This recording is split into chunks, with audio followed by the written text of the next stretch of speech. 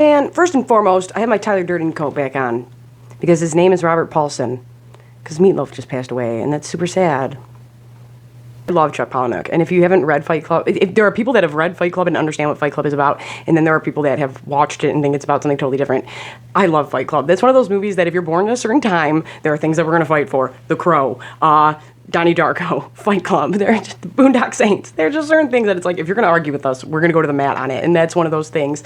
And Meatloaf is such a sweetie pie, and he was like a super talented guy.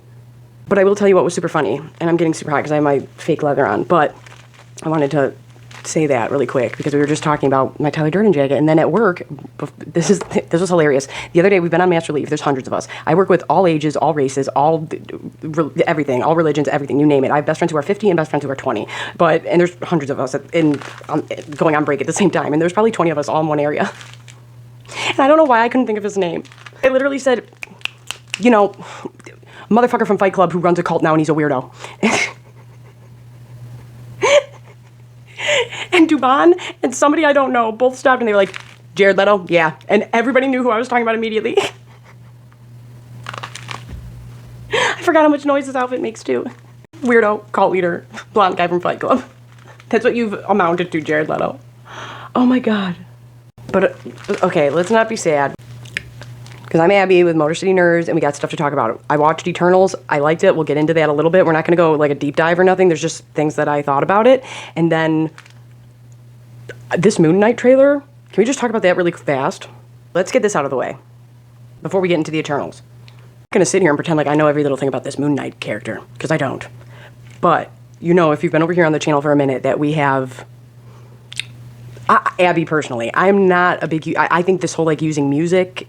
in a certain, I thought like using these throwback cover songs over and over again was getting played out, but if it's done correctly, like the Batman trailer, or like and I always give this one a lot of credit because it was so well done, was The Punisher season 1, and they had the bullets firing to the beat of One by Metallica, and if you know One by Metallica, you know that's about PTSD, so it plays into that. It was such a cool trailer, but I think it can get played out when you use music in a certain kind of way, and that trailers have done it for a minute now, but not Moon Knight.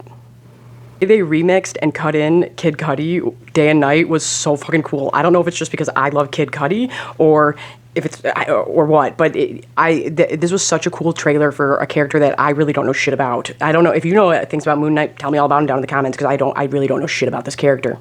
And I felt like they did a really good job of showing us like, okay, this guy's kind of it's kind of reminding me of like Memento, but with a superhero in it. You guys remember Memento? That's another one we love and we'll fight you about, but. That was like the first Christopher Nolan movie I watched. You Nolanites, I'm scared of you, so I'm not fucking with you. He is talking shit about Christopher Nolan over here. I will box Jake motherfucking Paul all fucking day. I don't want no smoke with the fucking Nolanites, though. That's just facts. But, yeah, this reminds me of like Memento with superhero vibes to it, and the way it was cut to Kid Cudi was so cool, and the way this trailer was cut was super cool, and I've been shitting on Marvel for a minute now, and a lot of other things. Their trailers give too much away. And it's too quick and all fast, but they've reined it in, and this like really got across to the viewer like, okay, so something's up and you're not remembering things and shit goes on while you're sleeping, and then like I said, the way the music is cut in, it was awesome. That was a really cool trailer, and I feel really bad that the guy passed away. Like, some freak accident happens, you just finished, like, man, I feel bad for him, all that, oh my god. Yeah, that's super sad too, and you wanna know who he fucking played? Hannibal motherfucking Lecter, my favesy character, and it's super sad. Like, this guy was like 37 years old, that's horrible.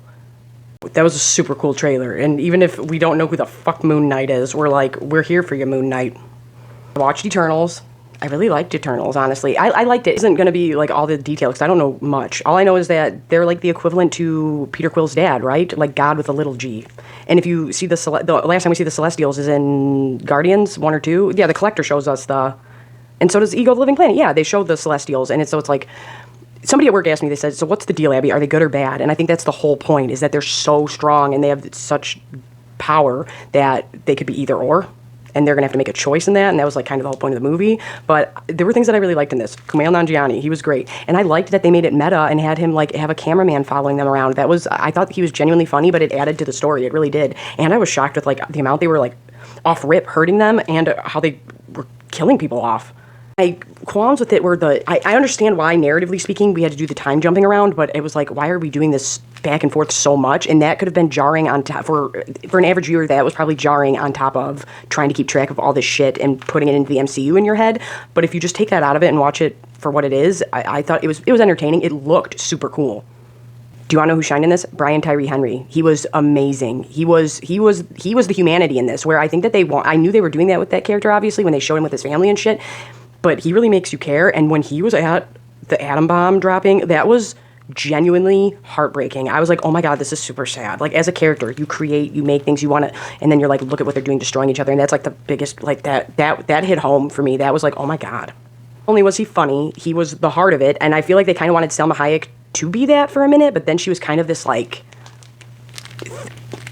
almost like mythical feeling character where it's like we're supposed to kind of know you're a big deal but not really know you. And Brian Tyree Henry's character is the one who grounds us, like, remember families, remember this. And then, like I said, when they showed him at the atom bomb site, it's like, oh my God, that is so sad. And that hit home. Kumail Nanjiani was hilarious. I thought Angelina Jolie was doing a great job, and I thought she was that takes a lot as an actor, like, to, and I mean, I'm assuming her stunt double and all of them get a lot of credit too, but that choreography she had was sweet. That was badass. I really enjoyed that. I like that her name was Thena, and she corrects the kid at the end, and they're like, no, it's not Athena, it's Thena, and I liked that, and I thought she was genuinely funny, and Angelina Jolie was fine. I was kind of shocked that they didn't cram more of her in. I thought that they would, and I know she's great. That's not what I'm saying here, but this wasn't a situation where it's like, put more of Angelina Jolie on camera, and you could tell it was like, no, we're going to let her have her own. And I liked her and Gilgamesh's story of, like, I'll protect you, and we don't have to flaunt our shit or whatever it is, whether it's friendship, romantic, our relationship in any way, we don't have to, but it's like, you know it's there and you can feel it emotionally, and I liked that bit too. What I gathered from this was essentially the planet and the people on it were just being harvested, and the energy needs to be sucked up so that the Celestial can be born, right? And they stopped that from happening. And fuck Sprite. What a terrible little shit. That was like some Ollie shit from Game of Thrones, and we'll get to Kit Harington because I thought he was genuinely funny. Fuck that Sprite character, and then you get a fucking chance to go back. I get it, Interview with a Vampire and shit. Kirsten Dunst did it best. That shit is heartbreaking. When you have an immortal child, it's like, that shit is sad. I get it. Like, I get it, and that is super sad. But it's like, you don't get to be a little shit the whole movie, be a little shit at the end, go around stabbing people, and then get what you wanted. That's some bullshit. I definitely didn't think Cersei was the heart of the movie. She was fine. She was good. She was there. Like, there was nothing... I can't complain, and I can't say it was stupendous. It was long as shit. And I think he's good. Rob Stark. Why am I forgetting actors' names? You guys know how I am. He was good, and I think he's great. I think people underestimate the live-action Cinderella. That was really good, and he was really good in it as Prince Charming.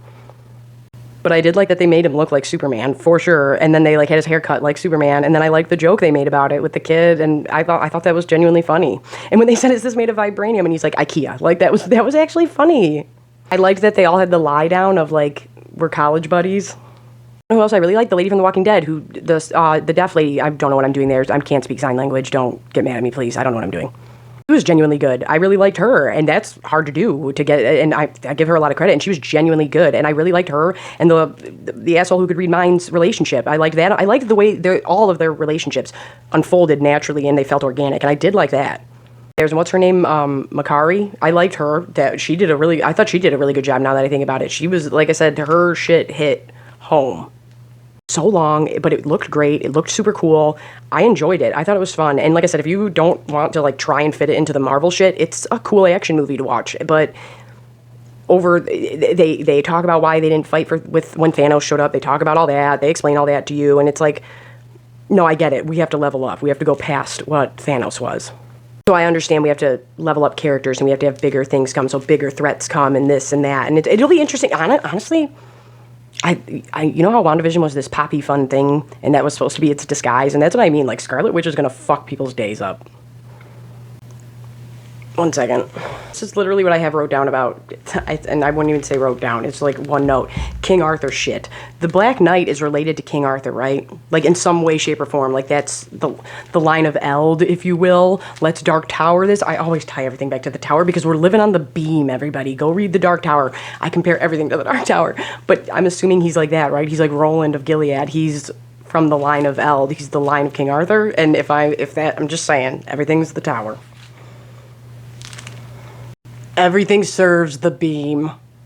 But I genuinely thought that Kit Harington was super funny. I thought that he was really funny. I thought it was funny when he was like, are you like Doctor Strange? I always love when they do that, but comedic timing is something you can't really teach somebody. So that just says that Kit Harington is actually funny. And like she says, go talk to your uncle, yada, yada, yada, yada. So we're going to find out that he is the Black Knight, which is, I think he's tied to the sword, the ebony blade. And I liked that joke too. And another King Arthur joke in the Eternals movie, when Sprite says, oh, King Arthur really had it for you, to Athena, and she's like, yeah, yada, yada, yada. That would mean like,